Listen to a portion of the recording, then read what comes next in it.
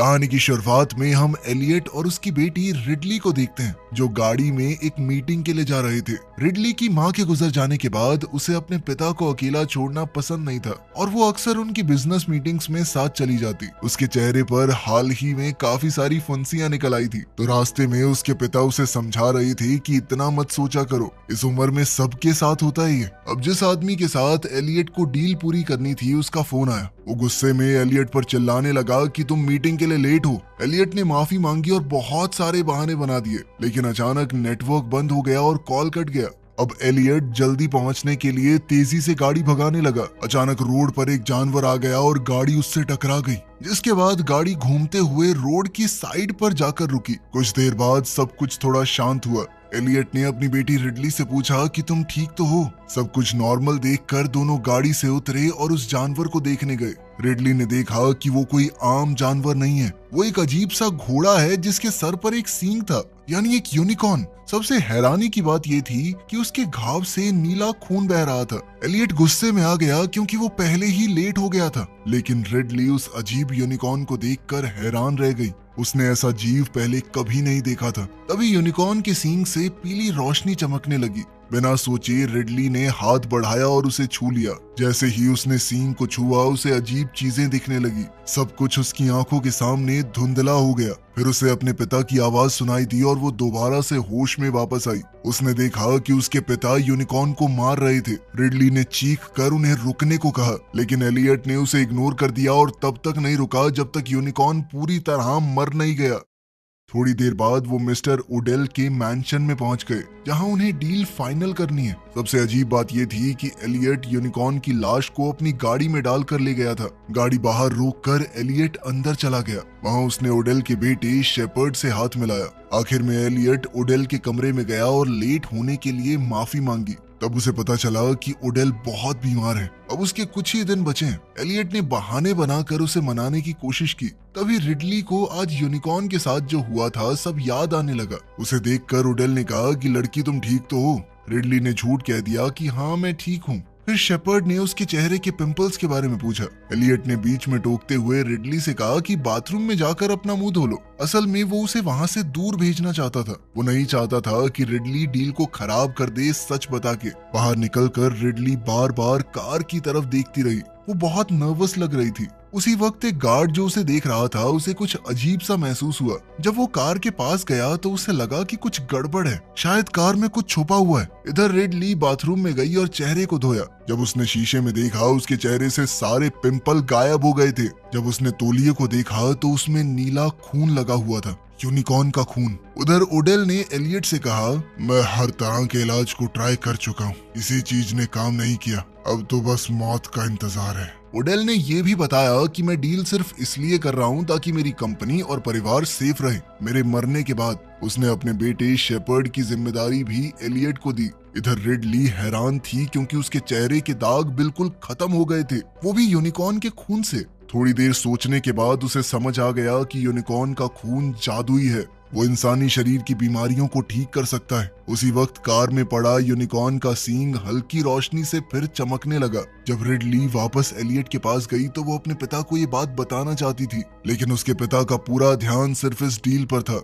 Ridley ने अपने पिता से यूनिकॉर्न के बारे में पूछा। एलियट ने कहा कि अगर मेरी बात मानोगी और अच्छे से पेश आओगी आज, तो उसके बाद तुम जो भी कहोगी मैं मान लूंगा। लेकिन बात पूरी होने से पहले ही कार में अजीबोगरीब हरकत शुरू हो गई। अंदर पड़ा यूनिकॉर्न हिलने लगा। ये देखकर एलियट तुरंत ओडेल के पास गया और उनसे माफी मांगी। कहा कि मुझे अभी जरूरी है, थोड़ा कहीं जाना पड़ेगा, मैं बाद में मिलता हूँ। लेकिन ओडेल गुस्सा हो गया और कहने लगा कि तुम्हें किसी और के टाइम की बिल्कुल परवाह नहीं है, बेकार आदमी हो तुम। एलियट ने समझाया कि सर अभी बहुत जरूरी है, वरना मैं क्यों जाता बताइए। तभी एक गार्ड रिडली के पास आया और पूछा कि तुम इतनी परेशान क्यों लग रही हो। रिडली जवाब देने ही वाली थी कि अचानक एलियट की कार से जोरदार आवाज आई। सब लोग भागकर बाहर गए ये देखने के लिए कि हुआ क्या। अचानक यूनिकॉर्न फिर से जिंदा हो गया और कार को तोड़ने लगा बाहर निकलने के लिए। ये देखकर सब लोग काफी डर गए क्योंकि यूनिकॉर्न का रूप बहुत अजीब और डरावना लग रहा था। उसी पल गार्ड ने तुरंत गोली चला दी और यूनिकॉर्न को वहीं मार दिया। एलियट बहुत ज्यादा डर गया और कुछ बोल नहीं पाया। फिर उसने ओडेल और उसके परिवार को रास्ते में जो कुछ हुआ वो बताया। सब लोग उसकी बात सुनकर हैरान हो गए। फिर रिडली ने सच बोलने का फैसला किया। उसने ओडेल को बताया कि यूनिकॉर्न के नीले खून ने मेरे चेहरे पे जो फुंसियां हो रही थी वो सारी ठीक कर दी। ओडेल ये सुनकर हैरान हो गया और उसने पूछा कि क्या तुम्हें अपने शरीर पे कुछ अजीब महसूस हो रहा है? रिडली ने कहा कि नहीं, बिल्कुल सही है सब। रिडली का कहना था कि एनिमल कंट्रोल को बुला लेना चाहिए ताकि वो यूनिकॉर्न को ले जाएं। लेकिन ओडेल ने मना कर दिया। उसने कहा कि अगर सरकार को पता चला तो वो इस जीव का गलत इस्तेमाल कर सकती है, इसीलिए उसने कहा कि हमें ही सब कुछ हैंडल करना होगा। रात को एलियट अपनी बेटी के कमरे में गया उसे देखने के लिए। उसने पूछा कि वो इतनी उदास क्यों है। रिडली ने बताया कि जब मैंने यूनिकॉर्न के सींग को छुआ था तब उसे कुछ अजीब चीजें दिखने लगी थी। एलियट ने उसकी बात पर यकीन नहीं किया और कहा कि शायद ये सपना होगा तुम्हारा। लेकिन रिडली अब यूनिकॉर्न के बारे में और जानकारी इकट्ठा करने लगी। उसे पता चला कि ये जीव कई पुरानी कहानियों का हिस्सा है।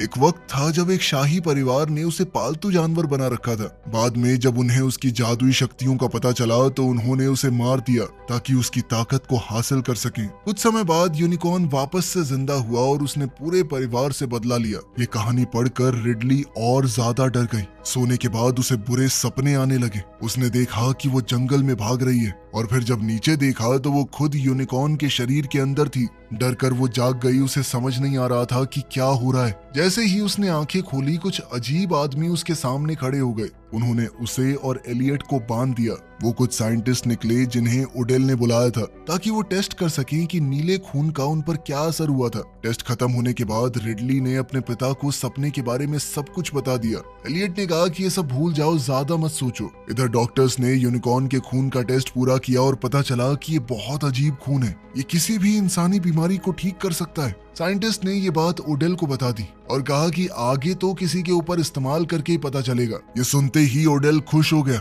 उसने कहा कि मुझे लगाओ ना इंजेक्शन। डॉक्टर्स ने इंजेक्शन तैयार करके ओडेल को लगा दिया। ये देखकर रिडली दुखी हो गई। वो कहने लगी कि तुम सब पछताओगे और फिर जंगल की तरफ भाग गई थोड़ी शांति के लिए। इधर साइंटिस्टों ने देखा कि यूनिकॉर्न की रगों में अभी भी खून दौड़ रहा है। इसका मतलब वो काफी देर तक उसका खून निकाल सकते हैं। उधर जंगल में चलती हुई रिडली को लगा कि उसे कोई देख रहा है। उसने इधर उधर देखा लेकिन कोई नहीं था। डर के मारे वो जल्दी से घर वापस आ गई। रात को एलियट ओडेल के पास गया और पूछा कि कैसा महसूस हो रहा है। ओडेल ने कहा कि बहुत बेहतर लग रहा है भाई, इलाज काम कर रहा है। ये सुनकर एलियट बहुत खुश हुआ और दुआ की कि आप जल्दी से बिल्कुल सही हो जाएं। इधर रिडली अभी भी यूनिकॉर्न के बारे में और जानकारी जमा कर रही थी। ओडेल के बेटे शेपर्ड ने उसे देख लिया और उसकी मदद करने का फैसला किया। उसने अपना प्रिंटर दे दिया ताकि रिडली यूनिकॉर्न की फोटोज और इंफॉर्मेशन को प्रिंट करके आराम से पढ़ सके। तभी उसके पिता ओडेल अचानक से उसके सामने आ गए। अब वो बिल्कुल ठीक लग रहे थे। ओडेल ने तुरंत सभी डॉक्टर्स को बुलाया और ऑर्डर दिया कि जितना हो सके उतना नीला खून निकालो ताकि वो हमेशा के लिए किसी भी बीमारी का इलाज अपने पास रख सके। लेकिन डॉक्टर ने कहा कि ये मुमकिन नहीं है। इस खून की भी एक टाइम लिमिट है, उसके बाद ये बेकार हो जाता है। कुछ देर पहले जो ओडेल के साथ हुआ उससे रिडली डर गई थी, लेकिन फिर भी उसने हिम्मत करके रिसर्च जारी रखी। कुछ घंटों बाद उसे बहुत डरा देने वाली बातें पता चली। वो सीधा ओडेल के पास गई और कहा कि ध्यान से सुनिए। रिडली ने बताया कि जो खून आपने अपने शरीर में डाला है वो बहुत ताकतवर है और अगर ज्यादा ले लिया ना तो मर भी सकते हो। उसने ये भी बताया कि सदियों से लोग यूनिकॉर्न के खून का इस्तेमाल करते आए हैं, लेकिन हर बार उनका अंजाम बुरा ही हुआ है। हर कहानी में यूनिकॉर्न वापस जिंदा हो गया और उन्हें मार दिया। जैसी उम्मीद थी ओडेल ने उसकी बात इग्नोर कर दी। उसने बताया कि वो यूनिकॉर्न को पूरी दुनिया को दिखाएगा और रिडली को इस बारे में ज्यादा बोलने की जरूरत नहीं है। ओडेल के इस बर्ताव से रिडली को बहुत बुरा लगा, जिसके बाद ओडेल की पत्नी रिडली के पीछे गई। उसने उसे तसल्ली दी कि कोई बात नहीं बेटा, हम कुछ सोच लेंगे। रिडली गुस्से और दुख में अपनी गाड़ी में जाकर बैठ गई, क्योंकि उसके पिता एलियट ने भी उसकी बात पर यकीन नहीं किया। वो तो ओडेल की हाँ में हाँ मिला रहे थे। इधर ओडेल और डॉक्टर्स ने यूनिकॉर्न को तैयार किया। उन्होंने उसे एक बैग में पैक कर दिया ताकि उसे हवेली से बाहर शहर तक ले जाया जा सके। जब वो लोग यूनिकॉर्न को ले जाने की तैयारी कर रहे थे तभी अचानक से पूरी हवेली की बिजली चली गई। उसी वक्त डॉक्टर्स के पास जो मशीन थी उसने बहुत ज्यादा ताकतवर सिग्नल देना शुरू कर दिया। इस सिग्नल का मतलब था कि यूनिकॉर्न अभी भी जिंदा है। कार में बैठी रिडली बाहर निकली और आसमान की तरफ देखा। उसे अजीब से रंग दिखने लगे। एलियट तुरंत डॉक्टर्स के पास गया ये पूछने के लिए कि हो क्या रहा है, लेकिन कोई भी डॉक्टर कुछ समझ नहीं पाया। अचानक से एक डॉक्टर मर गया। उसे यूनिकॉर्न के सींग ने घायल कर दिया था। जब एलियट ने ध्यान से देखा, उसे समझ आ गया कि डॉक्टर को मारने वाला कोई और यूनिकॉर्न है, ना कि वो जो पहले मरा था। गार्ड्स ने लगातार गोलियां चलाई, लेकिन यूनिकॉर्न पर कोई असर नहीं हुआ। वो बहुत ज्यादा ताकतवर था और एक एक करके सभी गार्ड्स को मारने लगा। ये सब देखकर एलियट ने तुरंत रिडली को आवाज दी और कहा कि गाड़ी में बैठकर तुरंत यहाँ से चली जाओ। जैसे ही रिडली कार में बैठी, यूनिकॉर्न ने जोर से उस पर हमला कर दिया। वो पूरी ताकत से उसकी तरफ दौड़ा। बाकी गार्ड्स ने अपने हथियारों से उसे रोकने की कोशिश की, लेकिन कोई फायदा नहीं हुआ। रिडली कार से बाहर निकली और अपनी जान बचाने के लिए भागी, लेकिन यूनिकॉर्न ने उसका पीछा नहीं छोड़ा। आखिर में वो घोड़ों के अस्तबल में छुप गई, लेकिन यूनिकॉर्न वहां भी पहुंच गया। अजीब बात यह हुई कि जैसे ही यूनिकॉर्न उसके पास आया, वो शांत हो गया। उसका सींग तेज रोशनी से चमकने लगा। लग रहा था कि कुछ अजीब होने वाला है। रिडली ने आगे बढ़कर धीरे से उसके सींग को छुआ। तभी एक फीमेल गार्ड वहां आ गई और बाकी गार्ड्स के साथ मिलकर फिर से गोलियां चलाने लगी। आखिरकार यूनिकॉर्न वहां से भाग गया और कुछ देर के लिए शांति हो गई।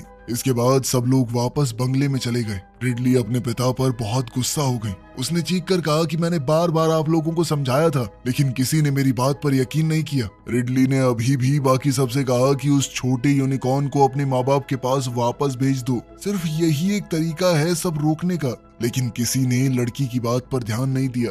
ओडेल ने उल्टा फैसला कर लिया। उसने कहा कि इसे छोड़ना क्यों है, इसके माँ बाप को भी पकड़ लेते हैं। उसने हंटर्स की टीम बनाई और जंगल की तरफ निकल गया यूनिकॉर्न पकड़ने के लिए। एलियट भी उनके साथ जाने की तैयारी में है, लेकिन रिडली उसके पास आई और उसे रोकने की कोशिश की। वो रोई और कहा कि जंगल मत जाओ, लेकिन हमेशा की तरह एलियट नहीं माना। उसने कहा कि मैं ओडेल को अकेला नहीं छोड़ सकता, तो जाना पड़ेगा। इधर शेपर्ड डॉक्टर के पास गया यूनिकॉर्न के खून के सैंपल लेने। उसे लगा कि ये खून उसे बहुत ताकत देगा और फिर वो किसी भी खतरे का सामना कर पाएगा। उसने खून को सुखाकर एक पाउडर बनाया और अपनी नाक से खींच लिया। जैसे ही उसने खून का इस्तेमाल किया, उसके साथ अजीबोगरीब चीजें होने लगी। उसका शरीर बदलने लगा। उसे समझ नहीं आ रहा था कि हो क्या रहा है। उसी वक्त रिडली को भी कुछ बुरा महसूस होने लगा। उसने गाड़ी में बैठकर भागने का सोचा, लेकिन ऐन मौके पर उसने अपना फैसला बदल दिया। वो अपने पिता को अकेला नहीं छोड़ना चाहती थी। तभी उसने आसमान में एक तेज अजीब रोशनी देखी। वो तुरंत कार से उतरकर मैंशन के अंदर गई और अपने रिसर्च पेपर देखने लगी, समझने के लिए कि ये रोशनी है क्या। कुछ देर ढूंढने के बाद उसे सच पता चल गया। वो घबरा गई और तुरंत एलियट को फोन किया। उसने कहा कि जल्दी से वापस आ जाओ, जंगल में यूनिकॉर्न्स ने जाल बिछा रखा है। अगर वो लोग वहां गए तो जिंदा वापस नहीं आएंगे। लेकिन एलियट ने फोन उठाया ही नहीं। रिडली गार्ड के पास दौड़ी और पूरी सिचुएशन समझाई। उसने समझाया कि जल्दी से कुछ करना होगा, वरना सब खत्म हो जाएगा। जल्दी से जंगल में गए लोगों को कांटेक्ट करो, वो बहुत बड़े खतरे में है। इधर डॉक्टर यूनिकॉर्न का सींग काटने की कोशिश कर रही थी। अजीब बात यह है कि वो सींग लगातार चमक रहा था, मानो एनर्जी से भरा हुआ हो। तभी अचानक एलियट को मैसेज मिल गया, लेकिन अब बहुत देर हो चुकी थी। अचानक यूनिकॉर्न उनके सामने आ गया और एक एक करके सभी हंटर्स को मारने लगा। एलियट ने नाइट विजन गॉगल्स पहनकर यूनिकॉर्न की सही जगह देख ली। उसने जल्दी से ओडेल को पकड़ा और दोनों भागकर वापस मैंशन में आ गए। लेकिन खतरा अभी टला नहीं था। यूनिकॉर्न भी उनका पीछा करता हुआ हवेली के अंदर आ गया। जब एलियट और ओडेल भागने की कोशिश कर रहे थे, तब एक और यूनिकॉर्न सामने आ गया। दोनों यूनिकॉर्न्स ने ओडेल को घेर लिया। ओडेल ने शांति से उनसे बात करना शुरू किया। उसने प्यार से कहा और एक यूनिकॉर्न थोड़ा शांत हो गया। लेकिन जैसे ही ओडेल ने उसके सींग पर हाथ रखना चाहा, दूसरा यूनिकॉर्न पीछे से आया और उस पर हमला कर दिया। ओडेल की मौके पर ही मौत हो गई और तभी रिडली छोटे यूनिकॉर्न को लेकर आई। वो उसे उसके माँ बाप को वापस देना चाहती थी, ताकि वो शांत हो जाएं और इंसानों पर हमला बंद कर दें। इतना सब होने के बाद भी एलियट ने रिडली की बात नहीं सुनी। उसने कहा कि मैं पुलिस को फोन करूंगा, अब वो ही संभालेंगे इस परेशानी को। जैसे ही उसने फोन निकाला, नेटवर्क गायब हो गया। सब लोग डर गए। ओडेल की वाइफ ने भी एलियट से कहा कि रिडली की बात सुनो, छोटे यूनिकॉर्न को उसके माँ बाप को वापस देना ही सही रहेगा। एलियट हिचकिचाया, लेकिन ओडेल की पत्नी ने फैसला कर लिया। उसने गार्ड और डॉक्टर को ऑर्डर दिया कि छोटे यूनिकॉर्न को बाहर ले जाओ और उसके माँ बाप को सौंप दो। लेकिन डॉक्टर ने एक बहुत बड़ी गलती कर दी थी। उसने छोटे यूनिकॉर्न का सींग काट दिया था। उसे लगा कि कोई बड़ी बात नहीं है, दूसरे यूनिकॉर्न को शायद पता भी नहीं चलेगा। फिर थोड़ी देर के बाद गार्ड और डॉक्टर छोटे यूनिकॉर्न को बाहर ले गए और उसके माँ बाप के सामने रख दिया। जैसे ही यूनिकॉर्न्स ने देखा कि उनके बच्चे का सींग काट दिया गया है, वो पागल हो गए। यूनिकॉर्न ने सबसे पहले डॉक्टर पर हमला किया और उसे मार दिया। गार्ड ने अपनी आंखों से सब कुछ देखा और बड़ी मुश्किल से बचकर भाग पाया। इस सब के बारे में पता चलते ही शेपर्ड कहने लगा कि रिडली यूनिकॉर्न को थोड़ी देर के लिए रोक सकती है और उस वक्त में हम लोग यहाँ से भाग सकते हैं। एलियट हैरान हो गया और पूछने लगा कि बस रिडली क्यों रोक सकती है उन्हें। शेपर्ड ने समझाया कि यूनिकॉर्न कभी रिडली को नुकसान नहीं पहुंचाएंगे, क्योंकि सिर्फ रिडली ही थी जिसने उनकी ताकत छीनने की कोशिश नहीं की। बाकी सबकी नीयत में खोट है, लेकिन रिडली ने तो बस हमेशा यूनिकॉर्न्स को समझने की कोशिश की। अब हालात और ज्यादा डरावने हो गए। एलियट डर के मारे ओडेल की पत्नी के पास गया और कहा कि मैं इस सब का हिस्सा नहीं बनना चाहता। उसने कहा कि ये तुम लोगों की गलती है और तुम ही इसे ठीक करो। उसी पल शेपर्ड के शरीर में अजीब बदलाव शुरू हो गए। उसकी आंखों से तेज रोशनी निकलने लगी और कोई अनजान ताकत उसे कंट्रोल करने लगी। जब रिडली और एलियट भागने की कोशिश कर रहे थे, शेपर्ड उनके सामने आ गया और उसने रिडली को पकड़ लिया और जैसे ही वो उसे नुकसान पहुंचाने वाला था, दोनों यूनिकॉर्न अचानक से वहां आ गए। एलियट और रिडली ने मौके का फायदा उठाया और एक तरफ भाग गए, जबकि शेपर्ड और उसकी माँ दूसरी तरफ भागे। उनके पास अभी भी छोटे यूनिकॉर्न का सींग था। रास्ते में शेपर्ड की माँ ने उससे पूछा कि प्लान क्या है। इस पर शेपर्ड ने कहा कि मैं अपना घर छोड़कर भागूंगा नहीं। उसने कहा कि मैं दोनों बड़े यूनिकॉर्न्स को पकड़ूंगा, फिर उनकी जादुई ताकत अपने अंदर खींचकर दुनिया का सबसे ताकतवर इंसान बन जाऊंगा मैं। लेकिन फिर शेपर्ड ने अपना डिवाइस देखा और शॉक हो गया। यूनिकॉर्न का सींग गायब था। तब जाकर सच सामने आया। एलियट ने सींग को चुरा लिया था। वो अब अपनी बेटी रिडली के साथ बैठा हुआ था। पछतावा दिखाते हुए उसने अपनी बेटी से माफी मांगी। आंखों में आंसू लेकर उसने कहा कि मैंने हमेशा अपने काम पर ज्यादा ध्यान दिया। वो बार बार कहती रही, लेकिन उसकी बात नहीं मानी। रिडली उनकी बात सुनकर इमोशनल हो गई। वो रोई और अपने पिता को गले लगा लिया। तभी शेपर्ड और उसकी माँ हॉल में दौड़ते हुए आए, लेकिन उनका पीछा कर रहे यूनिकॉर्न ने शेपर्ड की माँ को पकड़कर मार दिया। इधर एलियट ने रिडली को बालकनी में बंद कर दिया ताकि यूनिकॉर्न उस तक पहुंच ना सके। फिर वो खुद आगे बढ़ा और जानबूझकर यूनिकॉर्न के सामने भाग गया ताकि उसका ध्यान अपनी तरफ खींच सके और रिडली को भागने का मौका मिल जाए। कई कोशिशों के बाद रिडली बालकनी से निकलने में सफल हो गई। बाहर आकर उसने देखा कि यूनिकॉर्न उसके पिता का पीछा कर रहा है। वो एलियट को मारने का पूरा मन बना चुका था। वो भागने वाली थी, तभी अचानक शेपर्ड सामने आ गया। उसके हाथ में तीर है। उसने धमकी दी कि रिडली उसके साथ चले। मजबूरी में रिडली उसके साथ कोर्टयार्ड में चली गई। वहाँ छोटा यूनिकॉर्न भी था। तभी उस यूनिकॉर्न का बाप वहाँ पर आ गया। वो बहुत गुस्से में है, बदला लेने को एकदम तैयार। लेकिन जैसे ही उसने रिडली को देखा, उसका गुस्सा धीरे धीरे शांत हो गया। वो पास आया और रिडली के पैरों के पास घुटनों पर बैठ गया। जैसे ही यूनिकॉर्न उन पर भरोसा कर रहा था, शेपर्ड ने मौके का फायदा उठाया और तुरंत आगे बढ़कर रस्सी से यूनिकॉर्न के पैर बांध दिए। रिडली ने उसे रोका, कहा कि बहुत बड़ी गलती कर रहे हो तुम। लेकिन शेपर्ड ने हमेशा की तरह नहीं सुना। उसने घमंड में टूटकर कहा कि मैं जानता हूँ मैं क्या कर रहा हूँ, कोई नहीं रोक सकता मुझे। तभी एक और आवाज आई। वो यूनिकॉर्न की माँ थी। सबने मुड़कर देखा, एलियट उसके साथ खड़ा था। उसने छोटे यूनिकॉर्न के सींग की ताकत से उसे रोक लिया था। लेकिन हैरानी की बात ये थी कि जैसे ही माँ यूनिकॉर्न रिडली के पास आई, वो भी शांत हो गई और उसके पैरों के पास लेट गई। रिडली की मौजूदगी में सारे यूनिकॉर्न एकदम शांत थे। मौका देखकर शेपर्ड ने उसके पैर भी बांध दिए। अब ये देखकर एलियट गुस्से से फट गया। उसने सींग उठाया और शेपर्ड पर हमला कर दिया। लेकिन शेपर्ड अब इंसानों जैसा नहीं रहा। यूनिकॉर्न के खून ने उसे बहुत ज्यादा ताकतवर बना दिया था। उसने एलियट के वार को रोक दिया और तीर से एलियट पर जोरदार हमला किया। एलियट जमीन पर गिर गया। रिडली घबरा कर उसके पास दौड़ी। वो जोर जोर से रोई क्योंकि एलियट बहुत ज्यादा घायल हो गया था और उसका खून बह रहा था। लेकिन इससे पहले कि वो कुछ करते, शेपर्ड फिर से हमला करने आया। उसने यूनिकॉर्न का सींग उठाया और एलियट को खत्म करने के लिए आगे बढ़ा। तभी बड़ा यूनिकॉर्न रस्सी तोड़कर आजाद हो गया। वो पूरी ताकत से दौड़ा और शेपर्ड को जोरदार लात मारी। शेपर्ड हवा में उछलकर जमीन पर गिरा और वहीं मर गया। उधर एलियट भी अब अपनी आखिरी सांसें ले रहा था। उसने रिडली का हाथ पकड़ा और धीरे से बोला, मरने से पहले एक बात जानना चाहता हूँ। जब तुमने पहली बार यूनिकॉर्न के सींग को छुआ था, तुमने क्या देखा? रिडली ने आंसू पोंछते हुए बताया कि मैंने कुछ अजीब चीजें देखी थी। ऐसी चीजें जो वो यूनिकॉर्न मुझे दिखाना चाहता था, उसकी दुनिया, उसका जन्म, उसका दर्द। मुझे उन सब के बीच अपनी माँ की कुछ यादें भी दिखी, वो पल जो आप शायद भूल चुके हैं। एलियट हल्का सा मुस्कुराया। उसने अपनी बेटी की आंखों में देखा और कहा कि मुझे माफ कर दो रिडली। और कुछ ही सेकंडों बाद वो मर गया। रिडली अपने पिता को गले लगाकर लगातार रोती रही। उसे यकीन नहीं हो रहा था कि वो उन्हें दोबारा कभी नहीं देखेगी। तभी एक चमत्कार हुआ। यूनिकॉर्न का पिता शांत होकर रिडली के सामने खड़ा हो गया। फिर उसने अपनी ताकत मादा यूनिकॉर्न के साथ जोड़ दी और दोनों ने मिलकर एक तेज रोशनी बनाई अपनी जादुई ताकत से। उस रोशनी ने छोटे यूनिकॉर्न का टूटा सींग वापस जोड़ दिया और कुछ ही पल बाद एलियट के घाव भरने लगे। धीरे धीरे उसने आंखें खोल दी, वो जिंदा हो गया। अब एलियट भी वो सब कुछ देख सकता था जो रिडली ने देखा था। पुरानी यादें, सच्चाई और वो जादुई दुनिया। एलियट ने रिडली को जोर से गले लगा लिया और दोनों की आंखों में खुशी और सुकून था। लग रहा था कि सब कुछ ठीक हो गया, लेकिन तभी मैंशन का दरवाजा खुला। गार्ड अंदर आया और उसके पीछे पुलिस आ गई। उन्होंने चारों तरफ देखा, लेकिन यूनिकॉर्न गायब हो गए थे। पुलिस ने एलियट और रिडली को गिरफ्तार कर लिया और उन पर उडेल परिवार को मारने का इल्जाम लगाया। लेकिन एलियट और रिडली डरे नहीं। वो खुश थे कि उन्होंने जादुई यूनिकॉर्न की मदद की और उनकी दुनिया को बचा लिया। तब कुछ चौंका देने वाला हुआ। यूनिकॉर्न ने उन्हें अकेला नहीं छोड़ा। उन्होंने अपनी ताकत का इस्तेमाल करके एलियट और रिडली को पुलिस की नजरों से गायब कर दिया और फिर उन्हें एक सेफ जगह पर पहुंचा दिया।